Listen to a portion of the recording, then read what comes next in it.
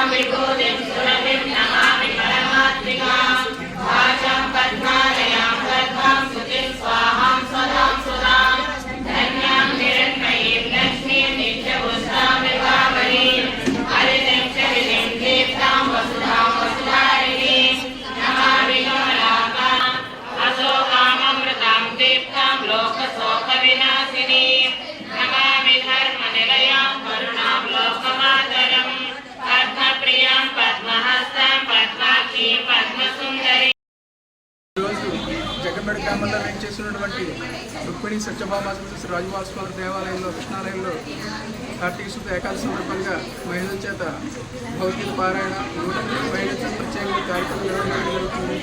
కాబట్టి భక్తులందరూ కూడా ఈ కార్యక్రమం విశిష్టమైన ఏకాదశి పర్వదినాన్ని పురస్కరించుకుని ఇక్కడ భగవద్గీత పారాయణ కూడా చెప్పడం జరుగుతుంది. నారాయణ అండి, మాది యతిరాజ మండలి గోష్ఠి అండి. ఇక్కడ రుక్మిణి సత్యభామ సమేత రాజగోపాల స్వామి ఆలయంలో అంటే విష్ణువాలయంలో 108 మందితో భగవద్గీత పారాయణ చేయడానికి భగవత్ సంకల్పం జరిగిందండి. 108 మహిళలు పురుషులు కలిపి 108 మందితో భగవద్గీత చదువుతున్నాం. జై శ్రీమన్నారాయణ.